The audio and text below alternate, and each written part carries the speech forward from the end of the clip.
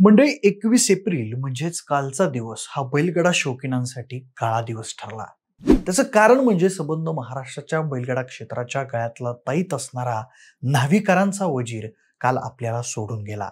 तब्बल 18 वर्षांची भली मोठी आणि झंझावाती कारकीर्द. एखादी गाडी आपल्या पुढे पळताना दिसली की त्याला मागणं जाऊन ओव्हरटेक करायची जिद्द.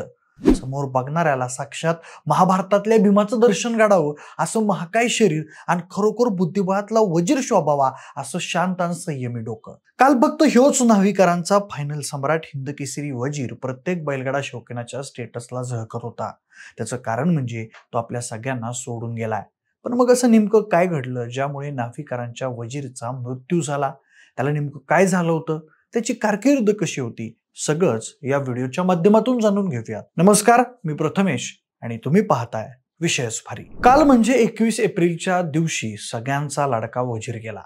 वजीरचे मालक संदीप निकम यांच्या म्हणण्यानुसार वजीर 18 वर्षांचा होता.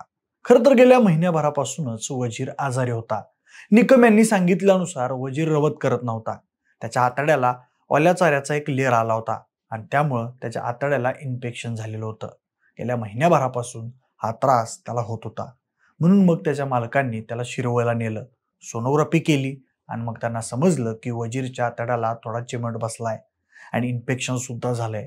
100-150 बॉटल सलाईन्स लावल्या गेल्या, पण तो त्रास काय शेवट पावतर थांबलाच नाही आणि अखेर त्याची काल प्राणज्योत मावळली. पण मंडळी, घोड्यासारखं शरीर असलेल्या वजीरला कधीच कसला त्रास झाला नव्हता, पण तरी सुद्धा काल अचानक वजीर सगळ्यांना सोडून गेला. काल प्रत्येकाच्या मोबाईल स्टेटसला त्याचाच फोटो होता. मंडळी, सातारा जिल्ह्याच्या न्हावी गावात संदीप निकम यांच्या दावणीला हिंदकेसरी वजीर सारखा बैल होऊन गेला.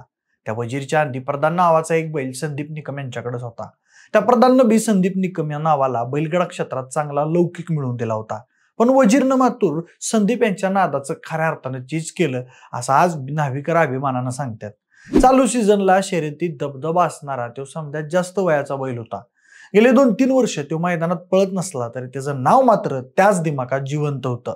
महाराष्ट्राच्या बैलगाडा क्षेत्रात वजीरची आजमितीला सुद्धा बेकार हवा होती, पण वजीरला हे मान इतका सहजासहजी मिळाला नाही बरं का. त्यासाठी त्यानं आपल्या जीवाचं रान केलंय. आता आपण सुरुवातीपासून त्याचा प्रवास जाणून घेऊ. तर बघा मंडळी, वजीरच्या लहानपणी त्याला सगळ्यात पहिल्यांदा शिरसवस्तीच्या दिलीप ड्रायव्हरांनी विकत घेतला होता. पुढे त्यांच्या हाताखाली काही दिवस काढल्यानंतर वजीरला अजून 2-3 जणांनी आपल्याकडे आणला. बारकं खोंड असल्यामुळं तवा कोणाला वजीरची झेप लक्षात आली नाही. पुढे एक दिवस औंधच्या यात्रेत न्हावी गावच्याच आनंदराव बंडू निकम यांनी त्याला विकत घेतला. तेव्हा वजीरनं नुकतंच आदत वयात पाऊल ठेवलं होतं. बैलाचं शरीर भरायला लागलं होतं. बलदंड आणि लांब लचक पाय, भारदार छाती, एखादं बारकं पोरगं आरामात झोपल एवढा मोठा पाठीचा चौक, म्हणजे एकूणच काय तर धिप्पाड पैलवानासारखी शरीरयष्टी वजीरला लाभलेली. काय जण तर वजीरला थेट दुसरा घोडाच म्हणतात. पण वजीर घोड्यासारखा जरी असला तरी पण त्याच्या भारदस्त शरीरामुळं पुढे जाऊन वजीर पळल असं काय आनंदरावांना तेव्हा वाटलं नव्हतं. आणि त्याला शर्यतीसाठी तयार करणं आपल्याला काही जमणार नाही याची बी त्यासनी कल्पना होती. म्हणून मग त्यांनी काय केलं तर संदीप निकम या आपल्या मित्राकडे वजीरला सोपवायचं पक्क केलं.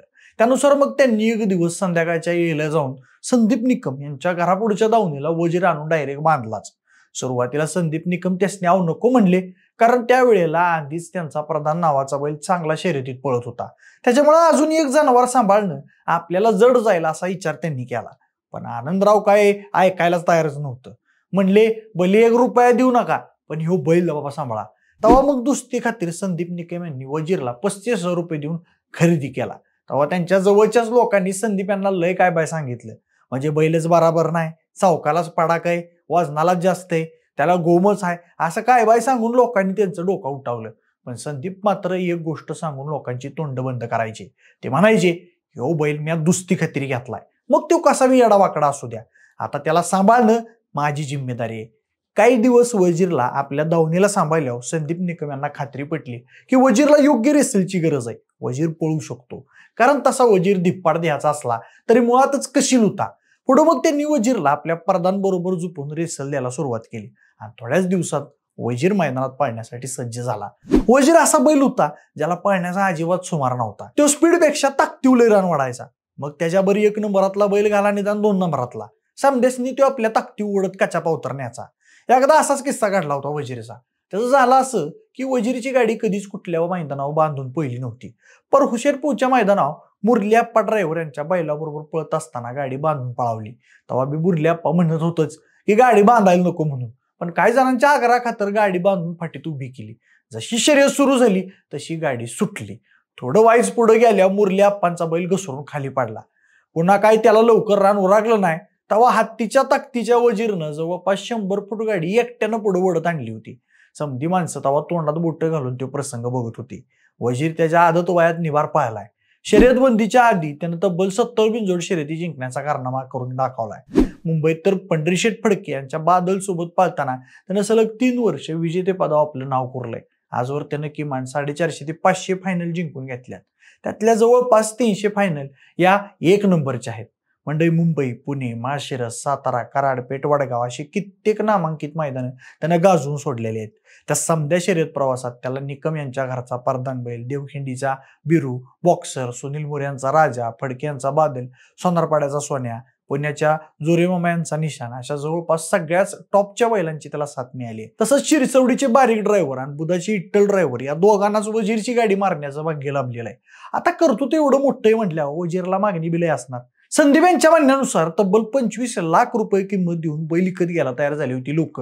पण आम्हाला वजीरला शेवटपर्यंत सांभाळायचं आहे हे संदीप निकम यांनी मात्र मनाशी पक्क केलं होतं.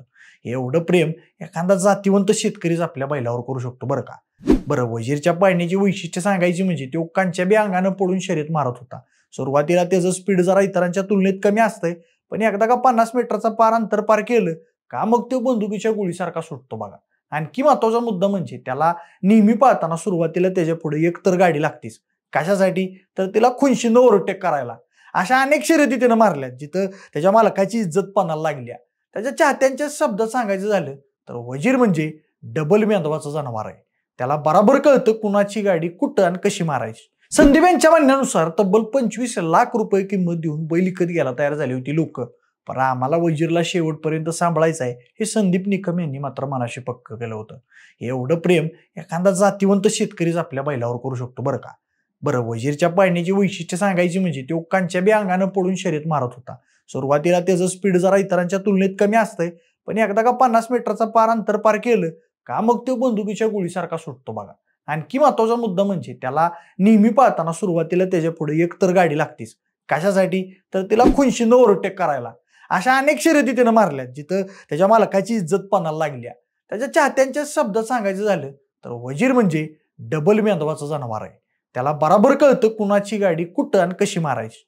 तर अशा या शातीर डोक्याच्या वजीरला भुईमुगाचं याला खायला लय आवडायचं. बाकी तुम्हाला वजीर बद्दलच्या काय भावना आहेत आम्हाला कमेंट करून नक्की सांगा. सोबतच अशा स्वरूपाचे आणखीन व्हिडिओज पाहण्यासाठी विशेष भारीच्या YouTube चॅनलला सबस्क्राईब करा. आणि हो, हा व्हिडिओ जर तुम्ही फेसबुकला पाहत असाल तर तिथेही आपल्या विशेष भारी FB या फेसबुक पेजला फॉलो करायला अजिबात विसरू नका. धन्यवाद.